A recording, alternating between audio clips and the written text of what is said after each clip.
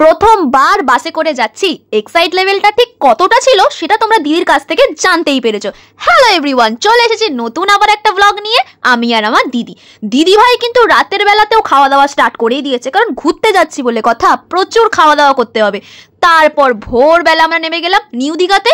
এটা হচ্ছে আমাদের হোটেলে তো ঢুকে গেছি, চেকিং এর তখনও অনেকটা সময় বাকি ছিল, তাই আমরা লাগেজ রেখে ঘুরতে চলে যাচ্ছি বিচের উদ্দেশ্যে। আর এই যে ভোরবেলা বলে কিন্তু চোখ মুখের অবস্থা একটু খারাপ, কিন্তু সেটা বড় কথা নয়, ঘুরতে গিয়ে মজা করা আর খাওয়া দাওয়া সেটাই মেন। দেখতে কেমন লাগলো সেটা নিয়ে আমাদের কোনো মাথা ব্যথা নেই, এতটাই মজা করেছি আমরা, সেটা তোমাদের বলে বোঝাতে পারবো না। আর ভোরবেলা সমুদ্রের পাড়টা তো অসাধারণ সুন্দর লাগছিল। আর তোমরাও সামার ভ্যাকেশনে কোথায় ঘুরতে যাচ্ছ প্লিজ কমেন্টে এসে জানিও। আর আমি আর গোলু তো এতই মজা করেছি সেটা বলে বোঝানোর নয়। যাই হোক, হোটেলে এসে সকালবেলা হালকা পাতলা ব্রেকফাস্ট করে নিলাম, কারণ তারপর যেতে হবে বিচে। তো নেক্সট ব্লগের জন্য তাড়াতাড়ি সাবস্ক্রাইব করো।